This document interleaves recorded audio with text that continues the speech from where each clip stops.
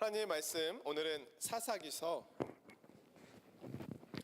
21장 25절입니다. 사사기의 마지막 말씀이거든요. 우리 한 절이니까 함께 읽어보도록 하겠습니다. 시작. 그때에 이스라엘에 왕이 없으므로 사람이 아멘.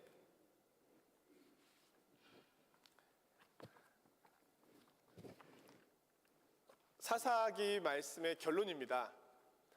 사사기 내용을 살펴보지도 않았는데 결론부터 읽어서 당황하셨죠? 이 결론을 중심으로 해서 사사기 말씀을 좀 보려고 합니다. 자, 이스라엘 백성들이 이집트에서 노예 생활을 하다가 광야 40년 동안 가나안을 향해서 오는데 가장 큰 힘이 됐던 것은 모세라고 하는 지도자가 있었기 때문입니다. 모세는 하나님과 이스라엘 중간에 서서 중보자 역할을 하였습니다. 하나님의 뜻을 전하였고 이스라엘의 탄식에 대하여 또 하나님 앞에 나아갔습니다. 근데 모세라고 하는 지도자가 사라지고 바통을 이어받은 것은 여호수아라고 하는 지도자였습니다. 이 여호수아는 이제 하나님이 말씀하신 가나안 땅에 도착해서 정복 전쟁을 펼쳐가는데 그 정복 전쟁을 하는 동안에 지도자 역할을 감당하였습니다.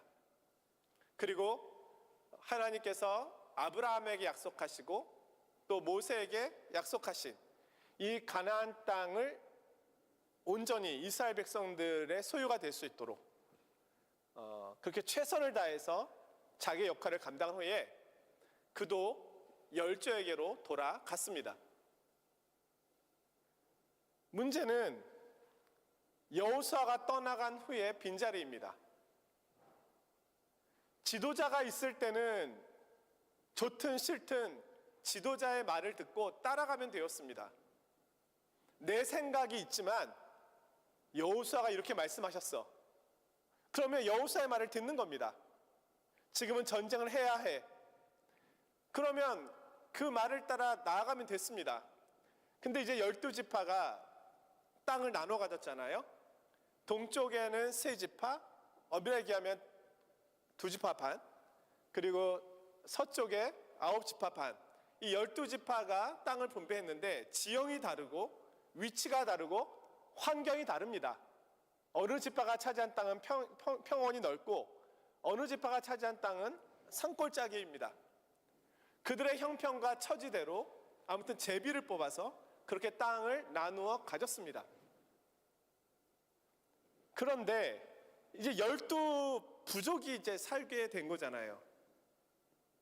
이들을 통합해서 끌고 갈 지도자가 없는 겁니다. 서로 환경도 다르고 어떻게 보면 이제 지역 간에 불균형이 생길 수 있는 상황들이 만들어지게 된 것입니다. 여호수아 다음을 이끌어갈 지도자, 그가 없었습니다. 그러나 우리가 사무엘상에 보면 사실은 지도자가 없었던 것은 아니었지요. 왕이신 하나님이 사실 그들의 지도자였습니다. 자, 영적으로 보면은요, 이스라엘 백성들이 가나안 땅에 살게 된 것은 하나님께서 아브라함에게 약속하신 하나님 나라, 의와 공도의 나라를 세우시기 위한 조건이 갖춰지는 것이었습니다.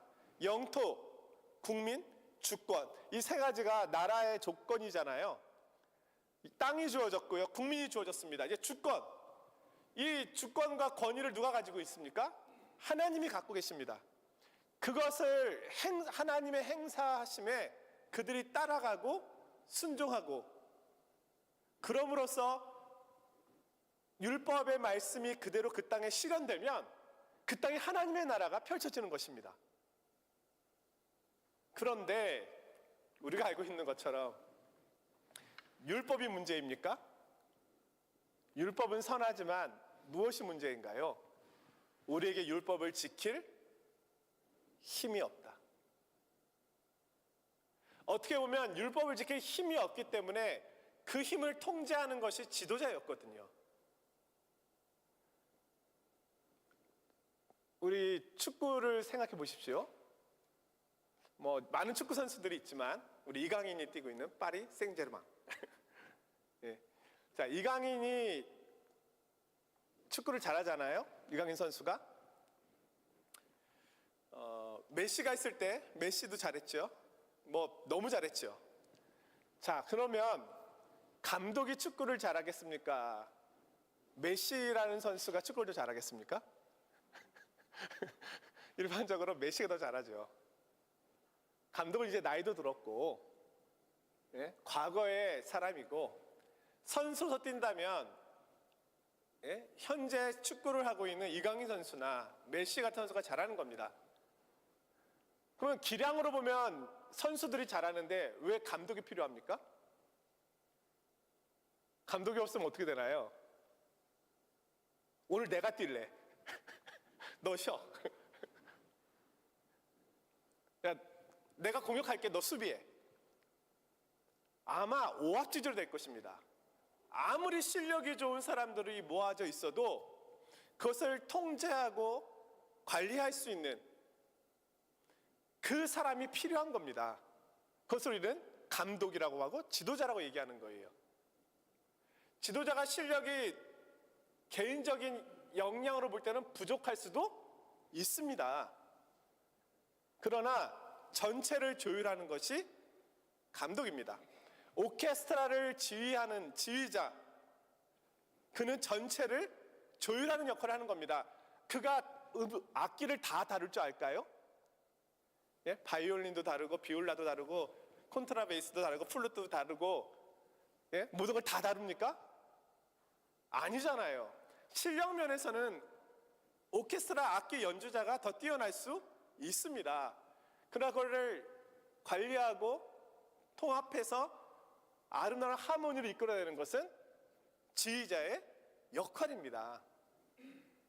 적소에 좋은 음악이 들릴 수 있도록 그렇게 배치를 하고 만들어가는 것이죠. 만약에 없다면, 예? 오늘은 내 소리를 더 크게 내고 싶어. 예, 그럼 더 크게 할 수 있잖아요. 합창을 할 때. 노래를 너무 잘하는 사람은 노래를 조금 목소리를 낮춰야 되잖아요. 왜냐면 하모니가 중요하니까. 자기 소견이 있습니다. 나는 오늘 컨디션이 너무 좋아. 그래서 나는 정말 내 목소리를 마음껏 내고 싶어. 그러나 전체를 위해서는 목소리를 내면 안 되는 거죠. 지금 이스라엘의 12지파가 하나님의 율법이 사실 그 일을 하는 거잖아요. 너 이거 하고 싶지만 율법을 지켜야 돼. 이렇게 행하고 싶지만 하나님 말씀대로 해야 돼. 이것이 율법의 역할이었고, 바로 그것을 주신 하나님께서 그들의 왕이 되셔서 사실은 그들을 다스리고 계시는 거죠. 그러나 시간이 지나자 그들에게는 보이지 않는 하나님은 멀리 계신 분으로 당장 말씀하지도 않으시고 당장 징계도 하지 않으시고, 그리고 율법은 내가 지키기에는 좀 버겁잖아요. 12지파들은 시간의 흐름에 따라서 각자 자기 생각에 옳은 대로 행하기를 시작했습니다.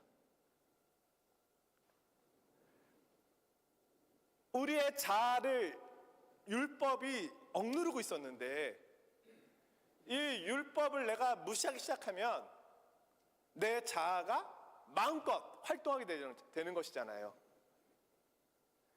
권력을 잡은 사람들이 무서운 이유는 권력이 통제받지 않는 권력이 될 때 자기 마음대로 할 수 있다는 겁니다.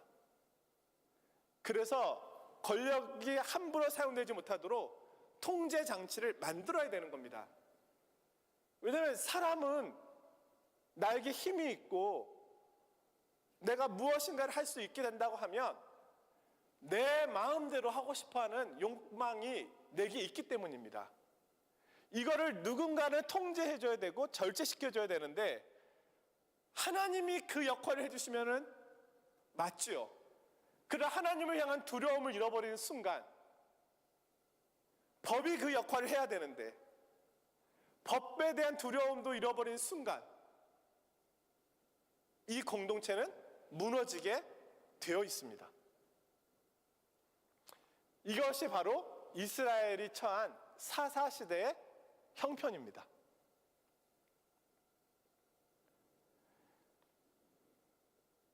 사사시대의 형편을 몇 가지로 정리해 보면, 먼저는 하나님께서 이스라엘에게 이 땅을 다 허락하셨지만 사실은 다 완전하게 정복하지는 못했습니다. 왜냐하면 이 땅을 정복하는 데는 하나님의 말씀에 대한 확신을 가지고 가서 싸우고 그 땅을 개발해야 하는 순종이 필요했습니다. 그런데 여호수아가 있는 동안에 이미 땅 분배가 끝났고 여호수아가 사라지니까 더 이상 싸우고 싶지 않은 겁니다. 그래서 정복이 사실은 다 되지 않았어요. 주변에 남아있는 민족들이 있었어요. 이스라엘이 힘이 강했을 때는 지역적으로 그들을 장작 패는 자와 물 깃는 자로 종으로 부렸습니다. 근데 이스라엘이 힘이 약해지자 그들이 자신들의 힘을 사용하기 시작합니다. 더군다나 주변에 암몬이라고 하는 나라, 동쪽에, 그리고 서쪽에는 블레셋이라고 하는 나라, 이 민족은 강했거든요. 이 민족들이 자꾸 힘을 키워가기 시작하는 겁니다. 그러면서 이스라엘 민족을 공격해오기 시작했습니다. 근데 문제는요, 나라가 없잖아요. 12지파가 분산되어 있잖아요. 이 민족이 쳐들어오면 12지파의 족장들이 힘을 모아서 12지파가 한꺼번에 싸우면 되잖아요. 근데 이게 손발이 맞지 않는 겁니다.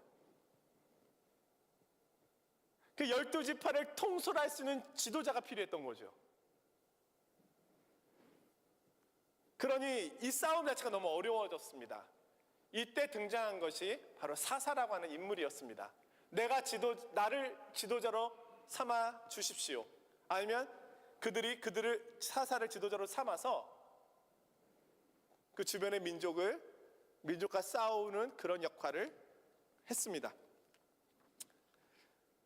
또 사사시대에는 외부적으로만 싸운 것이 아니라 지파 간에도 싸움이 있었습니다. 그러니까 내부적인 싸움이 있었다는 거예요. 12지파가 서로 경계를 가지고 살아가는데 사실 한 민족이잖아요. 다 야곱의 자녀들이잖아요. 한 친척, 한 가족이잖아요. 넓은 의미로. 그런데 우리가 가정 안에도 싸움이 있잖아요. 당연히 이들이 싸우는 거예요. 그러니까 내부적으로도 싸웠다.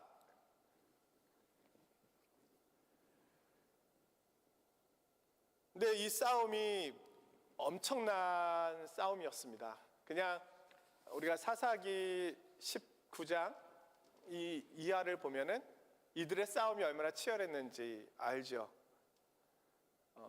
베냐민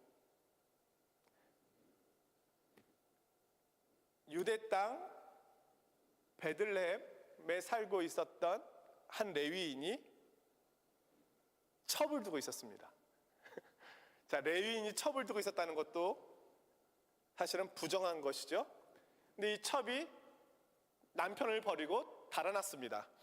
그래서 다른 남편과 살았습니다. 이것도 부정한 것이죠. 그래서 그 아내를 데리러 갑니다. 그리고서 데리고 오는데 베냐민 지파 동네에 유숙하게 됩니다. 그때 불량배들이 나타나서 이 첩을 윤관하게 되는 거죠. 아침에 일어났더니 아내가 죽어 있었습니다. 그러자 이 레위인이 그 시체를 12조각을 내서 각 지파에 보내버립니다. 베냐민 지파가 이렇게 했다. 그래서 나머지 11지파가 일어나서 베냐민 지파와 싸웁니다. 남자들을 거의 씨를 마를 정도로 남자들을 다 처단해버립니다. 이런 식의 전쟁이 민족 간에 있었던 거예요. 레위 지파가 부패했죠. 근데 레위 지파가 부패한 가장 큰 이유 중에 또 하나는 레위인들에게는 48개의 성읍이 주어졌습니다. 그리고 제사를 지낼 때 레위 지파의 몫을 남겨두었습니다. 그런데 이스라엘 백성들이 율법에서 멀어지자 제사도 잘 지내지 않을 뿐더러 예배가 없어지는 거죠. 레위 지파에게 주기에는 아까운 겁니다. 이 아까운 거를 왜? 그래서 레위 지파가 먹을 것이 없어져 버렸어요. 그래서 생존을 위해서 성막을 떠납니다. 제사 드리는 일을 해야 하는데 먹고 살 수가 없으니 자기 지역을 떠나서 배회하기 시작합니다. 그러자 제대로 된 제사가 이루어지지 않습니다. 이것이 무너져 버리는 겁니다.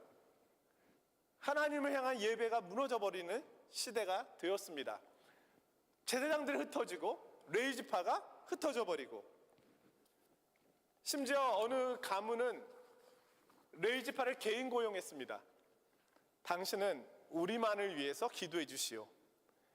그러니까 레위인이 개인을 위한 하나의 소유가 되었습니다. 미가의 제사장이죠. 또한 제사 제도도 완벽하게 자리 잡지 못했습니다. 사사 입다 같은 경우에는 전쟁을 승리하고 돌아오는 길에 가장 먼저 나오는 이에게 이를 내가 하나님 앞에 제물로 드리겠습니다 라고 서원을 했다가 딸이 달려나오는 걸 보고 통곡하게 되죠. 그러나 또 그 약속을 또 지켜서 딸을 제물로 바칩니다. 하나님이 받으실 만한 제사입니까? 인신공양, 이거는 가나안의 악습이잖아요. 그거를 이스라엘 백성들이 따라하고 있었습니다. 그것도 사사가.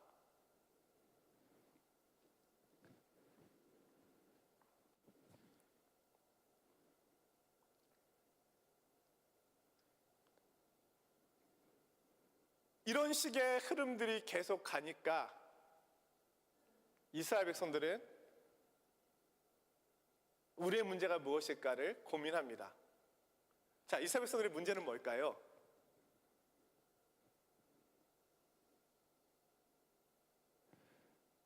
개인적으로 보면 자신들 안에 있는 자기 소견을 주장한다는 데 있는 거죠.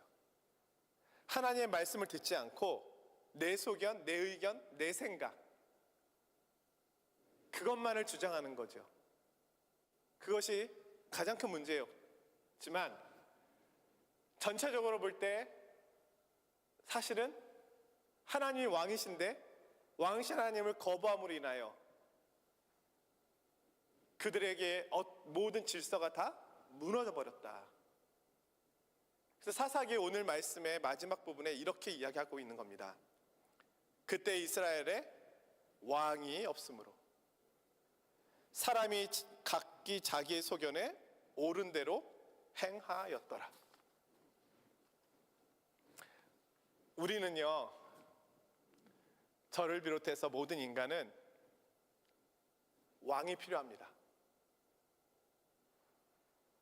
나를 통제해 줄 수 있는 것이 없다면 나는 가장 사악한 사람이 될 수 있습니다.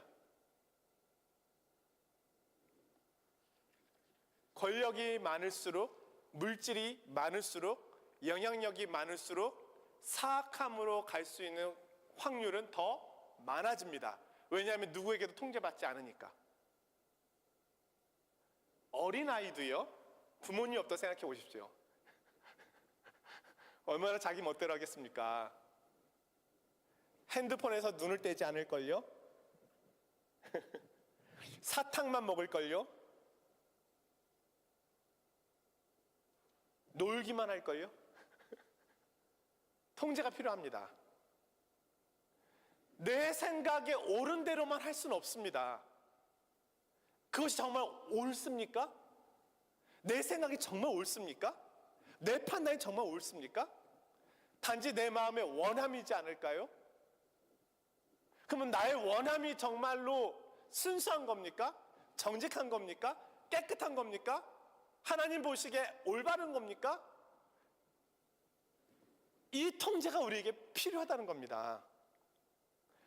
우리는 창조 때부터 그렇습니다. 창조 때부터 인간은 하나님의 통치를 받게 창조되었습니다. 선악을 알게 하는 나무 열매를 먹지 말라. 그 한 가지 율법을 통해서 인간은 하나님의 통치 아래 있음을, 통제 아래 있음을, 그때는 인류가 죄가 없을 때였습니다.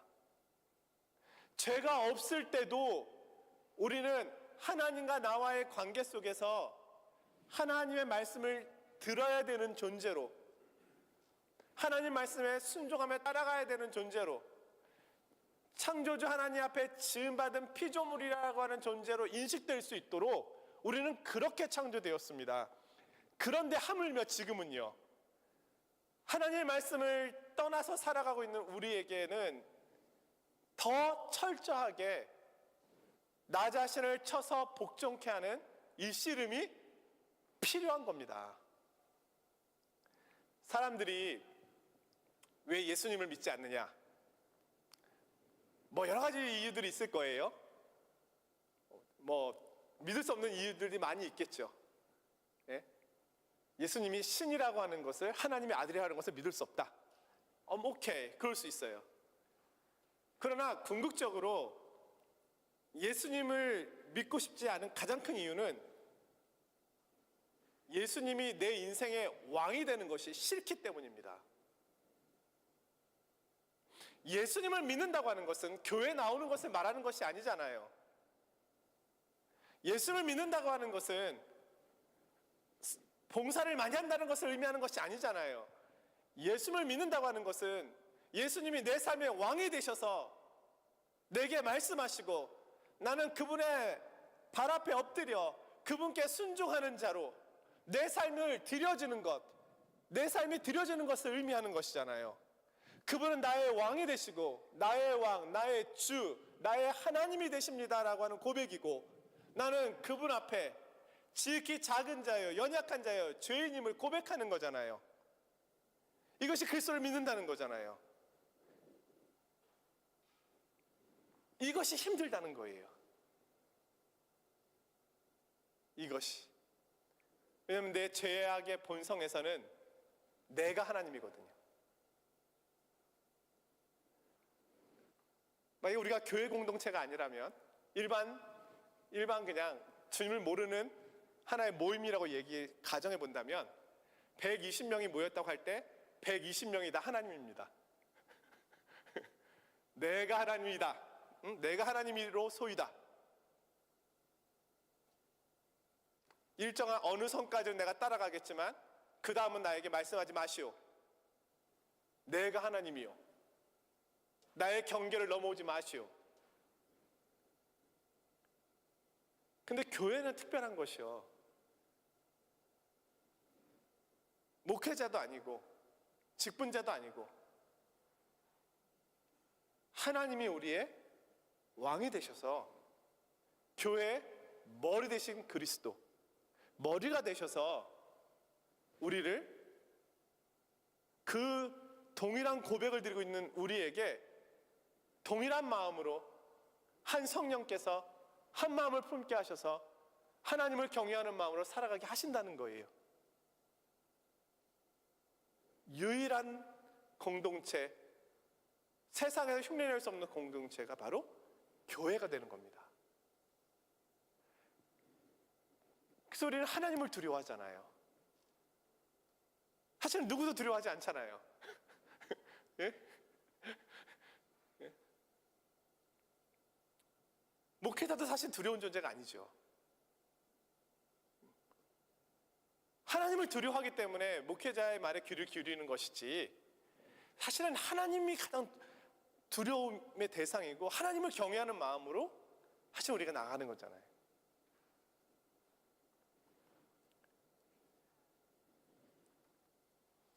결국 사사기에서 우리에게 이야기해주고 있는 말씀은 왕이 필요하다는 이야기를 들려주고 있습니다. 근데 이것은 눈에 보이는 왕만을 의미하는 것은 아니고, 아까 말씀드렸던 것처럼 본질적으로 왕이신 하나님을 우리가 인정하지 않게 된다면 우리는 이런 혼란 속에 들어갈 수밖에 없다. 여호와를 경외하는 것이 지식의 출발점입니다. 그것이 되지 않으면 모든 것이 무너집니다. 특히 교회는요, 이것 때문에 모인 공동체잖아요. 근데 하나님을 향한 경외감이 없다? 그러면 교회는 설 수가 없죠. 그러니까 교회가 아닌 거죠. 그냥 동아리 수준도 안 되는 거죠.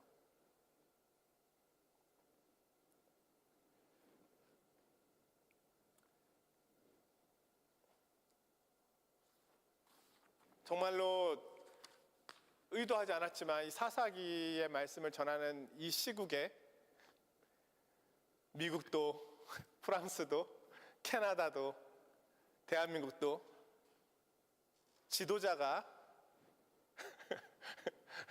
가장 큰 문제의 중심에 서 있습니다.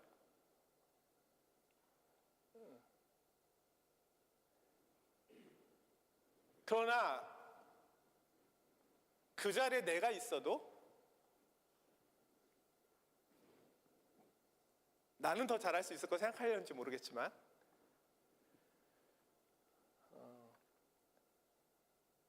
우리가 이 시대를 보면서 알게 되는 것은 사람이 얼마나 연약하고 얼마나 무너질 수 있는 존재인가를 보게 된다는 거예요. 완전한 지도자는 없습니다. 물론 좋은 지도자는 있을 수 있습니다. 완전하진 않죠. 그러나 노력하는 지도자죠. 우리가 지도자의 자리에 있다면 뭐 회사나 아니면 어떤 모임에서 우리는 좋은 지도자가 되도록 노력해야 합니다. 그러나 노력을 해도 완전한 지도자 될 수는 없습니다. 모세도 완전하지 않았잖아요. 여호수아는 완전했습니까?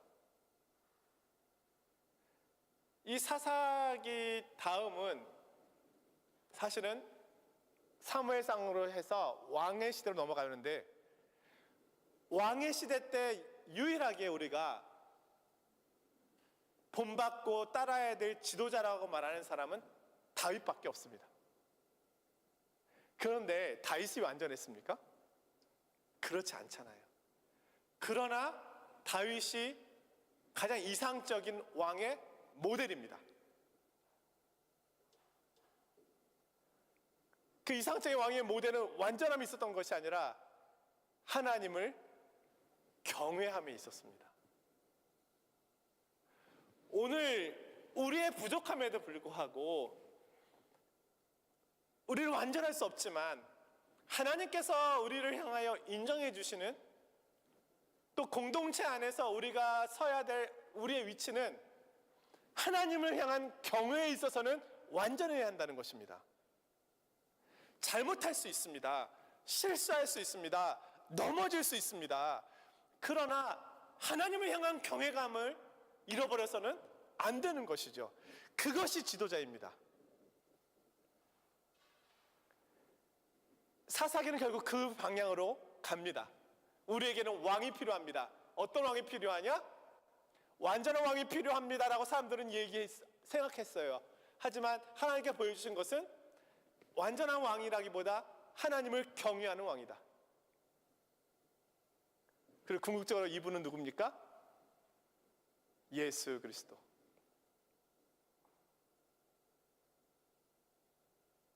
하나님을 경외함에 있어서는 자신의 생명조차도 아깝게 여기지 아니하시고 죽기까지 복종하신, 아버지께서 행하시니 나도 일한다. 아버지 말씀대로 모든 것을 순종하시며 나가신 분. 그분이 그러하기에 유일하게 진정한 왕이 되시는 겁니다. 왜냐하면 그분이 유일하게 가장 하나님을 경외했던 분이시기 때문에. 하나님은 그를 자신의 보좌의 우편에 앉히셔서 왕의 모델로 삼아주시고 모든 무릎을 그분 앞에 꿇게 하신 것입니다. 올 한 해뿐만 아니라 우리 남은 인생을 살아가면서 우리가 삼아야 될 왕이 계십니다. 내가 왕이 되면 안 됩니다. 자기 소견에 옳은 대로 행하면 안 됩니다. 그러면 전쟁이 나고 싸움이 나고 분열이 나고 다툼이 납니다. 사사시대의 모습이 됩니다. 왕이 필요합니다. 어떤 왕이 필요합니까? 예수 그리스도, 겸손의 왕이요, 참 왕이요, 거룩하신 왕이요, 나의 삶을 복종시킬 수 있는, 나의 인생을 복종시킬 수 있는, 내가 평생 따라갈 수 있는, 나를 통치하시고 다스리는, 내 자아를 죽여서 그분에게 맡길 수 있는 그 왕, 그 왕이신 예수 그리스도께서 저와 여러분의 왕이 되셔서 올 한 해도 우리를 진리의 길로, 말씀의 길로, 또 가장 복된 길로 인도해 주실 것입니다. 우리 그분을 향하여 달려가는 복된 한 해가 되시기를 주의 이름으로 축원드립니다.